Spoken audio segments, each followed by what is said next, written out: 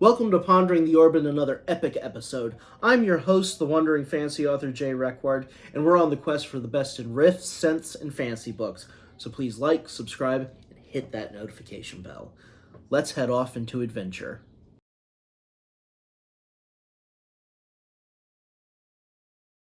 This episode is about epic fantasy, and in the early 2000s, nobody was or has remained as epic as John Marco. With Jackal of Nar under his belt, he set out with a new series, telling the tale of Aquila, King of Lyra, Cassandra, the beautiful but cursed woman that'd be his queen, and one of my favorite characters, the Bronze Knight Lucian, who'd love her enough to save the world. Mixing Arthurian themes of betrayal, forbidden romance, and redemption with dashes of weird and a physical magic system that just made sense, The Eyes of God is the kickoff to the 4-book Bronze Knight series that still doesn't get enough love and attention. Reading from one of my favorites, this is The Eyes of God by John Marco, released in 2001. The Eyes of God by John Marco. Chapter 1. He was a giant. His horse was a giant too, and layered and hammered bronze like its rider, so that the two formed a centaur in the ebbing light. On his head he wore no helmet, just a short-cropped blonde mane, but every other inch was armored, reflecting the sinking sun. He rode at the front of his legion, abreast of his king, and a full pace ahead of the standard-bearer whose blue flag stood flaccid in the breezeless air. 2 lines of cavalry stretched out behind him, proud in the face of the dreadful city. They had traveled for days across good roads and bad, had drunk from the prize river Chris, all to endure the company of enemies. Lucian, the Bronze Knight of Lyra, looked across the valley toward the waiting city of Hesse, capital of Reek. Hesse the Serene it was called, and its walls and domed towers bespoke an easy quietude. He had seen the city before, had battled on this very plain, but he had never heard the wind whisper through the valley as it did today, and the sound startled him.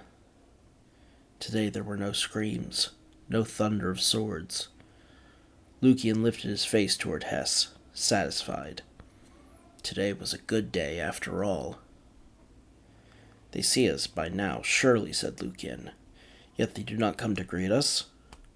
Aquila shrugged off the implication. We are far off yet, he said. When we're closer, they will meet us. The young king smiled as if nothing could sour his mood. Put your suspicions away, Lucian. Nothing will go wrong.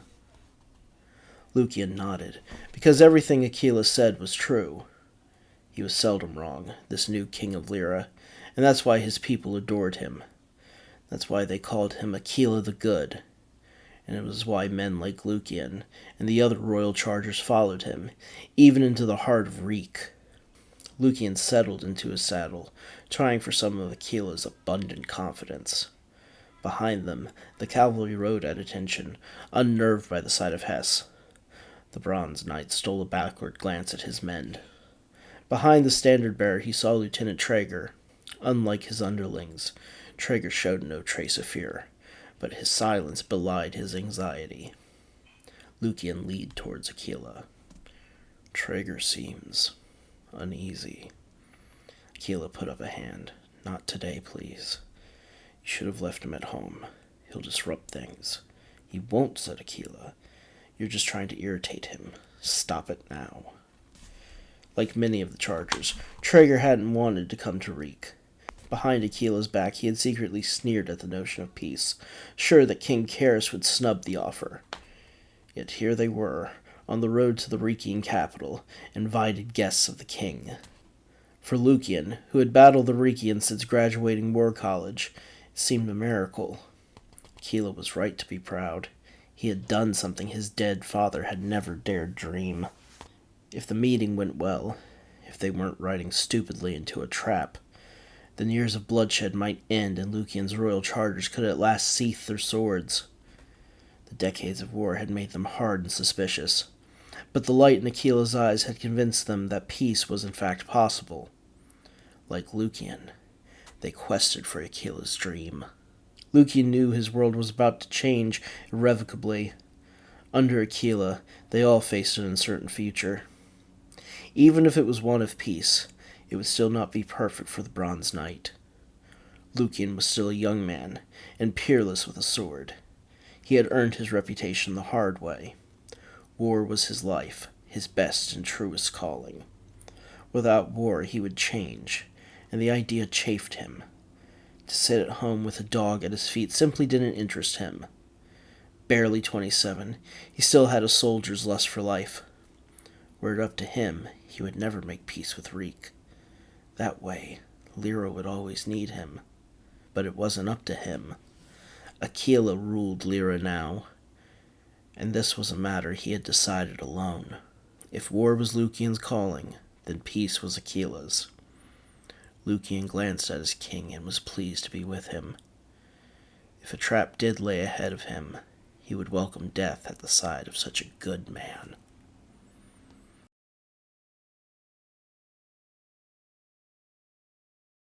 Sarah Macklin is a double threat, both as a fantastic artist and as an amazing author. This episode, we will be looking at the first book in her epic sword and sorcery series, The Royal Heretic. Set in the times of the Iga Empire, where the ruler of the vast land Bakar has called an end to the worship of the gods out of his grief, only unrest follows. For those looking for a sprawling epic with great action, pacing, but set somewhere else and in some other time than an analog of medieval Europe, this Egyptian and Kushite-flavored tale is a great pick. This debut was recently followed by its sequel, The Heretics' War, and both books are available now from MV Media. Let's read from The Royal Heretic by Sarah Macklin. The Royal Heretic by Sarah Macklin. Chapter 1. Over 1,000 bulls, cows, goats, waterfowl, and crocodiles had been sacrificed on the great royal son's behalf, but still the gods remained silent. The steps of the temple were slick with their blood, pooling the inscriptions on the bricks. The air was hot and thick with the smell of their burnings on the funeral pyres from the previous day. Izramat hoped the storm that was sure to come this afternoon would clear the air in the city. She didn't want to choke on the scent of the smoke for the rest of the day. She walked solemnly behind the Necrohedron and his first wife, trying to keep her face from falling into apathy she felt for the occasion. Behind her stretched the rest of the royal procession, the other wives and concubines, their children, the royal priests, courtiers, and servants.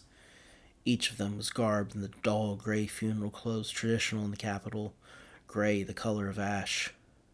She stole a glance behind her, watching the long line of dullness trail down the steps of the God's Hill and down to the way of the sky.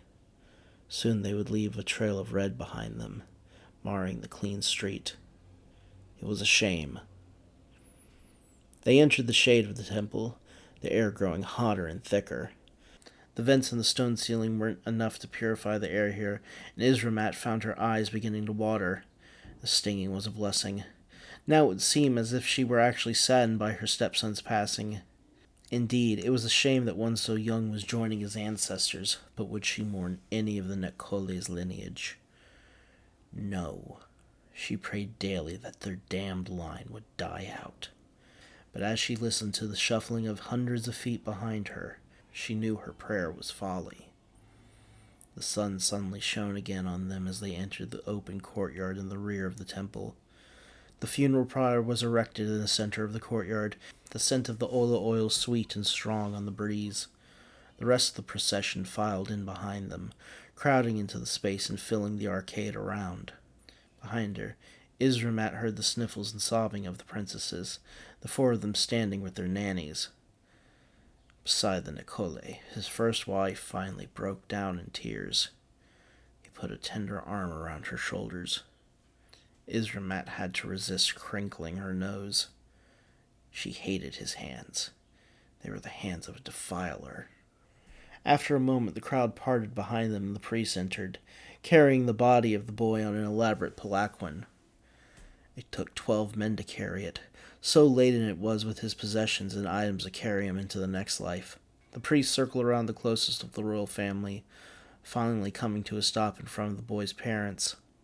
Sobbing, his mother took out the large white feather of purity and tucked it in the boy's crossed hand so that the gods would know his heart was clean. Izramat kept her disdain locked down. If his heart was truly clean, the gods already knew that. No feather would save his spirit. The Necrohedron stepped before his eldest son and leaned down, placing a kiss on the boy's lips. It would be his final blessing to his son and heir. Former heir. The boy would never inherit the title of Necrohedron, the incarnation of Kole on Earth. That would fall on his next eligible son. Zeramat's nose did wrinkle then. It would be her son. To think that her blood would be forever mixed with his made her stomach twist. For the first time she wished her counterpart would conceive again quickly. When her husband stepped back from the body, the priest lifted again to make a slow, dignified approach to the pyre. Once the black one was secured on the top, the high priest brought out the ceremonial torch. He bowed to the Necrohedron, offering it to his sovereign. The Necrohedron took it solemnly, staring at the unlit wood for some time. Zeramat leaned slightly, attempting to get a hint of his expression. He was supposed to begin the incantation to ignite the torch with a sacred fire. Even the first wife glanced over to him, unsure. Another few awkward moments passed, and he finally took a deep breath to begin. The torch burst into flame, the Necrohedron's face still stoic. He passed it to the priest, who in turn approached the pyre. The celestial flame eagerly took to the kindling. Flames leapt to the ceiling. The smell of a myriad of herbs filled the room. It was a nearly successful attempt at masking the smell of burning flesh. The entire party stood there, watching the fire for nearly an hour. Wave after wave of heat washed over them, until everyone was covered in a fine layer of sweat. Zeramat resisted the urge to fan herself. What she would give to be near the sea again and feel its cooling breeze. The last of the fire died out, its fuel crumbling at last in the ashes. The ceremony was done, and she held in her sigh of relief. The crowd parted again, then let the Necrohedron pass through. Zeramat stepped aside for her husband and the great royal wife. Her counterpart wept heavily, but their husband didn't. One could think it was a sign of strength, but she could tell it was something else. There was a cold, empty look to his eyes. Unease stirred deep in her core. As she filed in line behind them, a chill ran up her entire body. Her husband was a deeply emotional man. This death had wounded him like no other. His sorrow would last for untold months. They passed from the temple, and the feeling wouldn't abate. There was more brewing in his heart and spirit than sadness.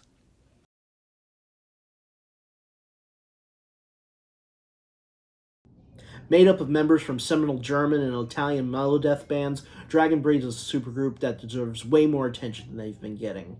All parts driving riffs and roaring melodies atop pummeling percussions, their first album, Necrohedron, came out in 2022 and serves as a thunderous opener for what I hope is a string of great albums we'll be seeing in the future. Taken from 2022's Necrohedron, this is The Undying by Dragonbreed. Huge thanks to MDD Records, as always.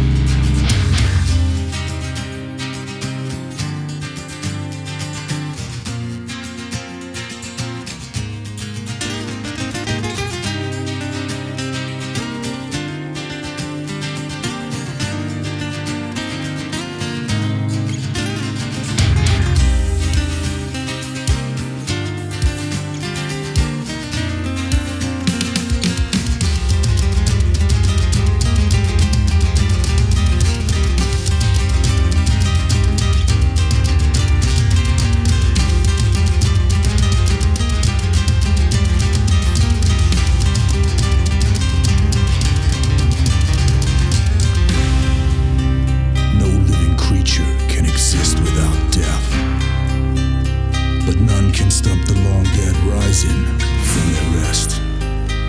A threat to the natural flow of time and fate itself, spawning forth from the lands of the Undying.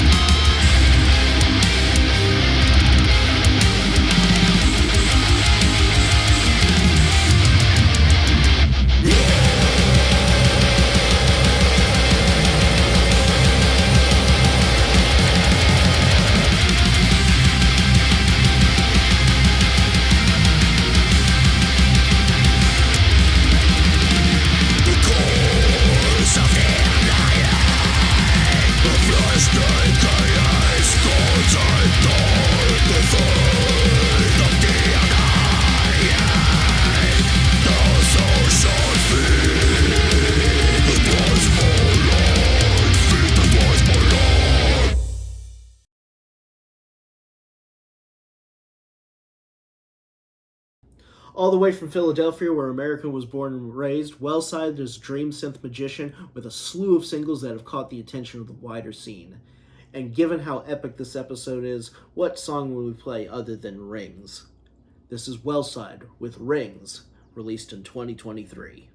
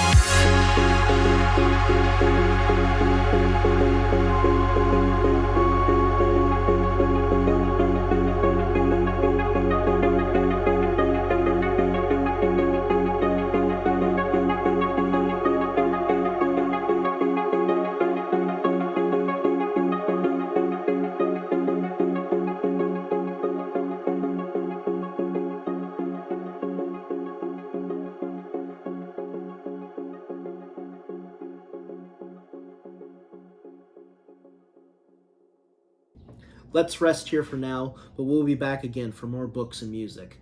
Thank you, my friends, and safe journey.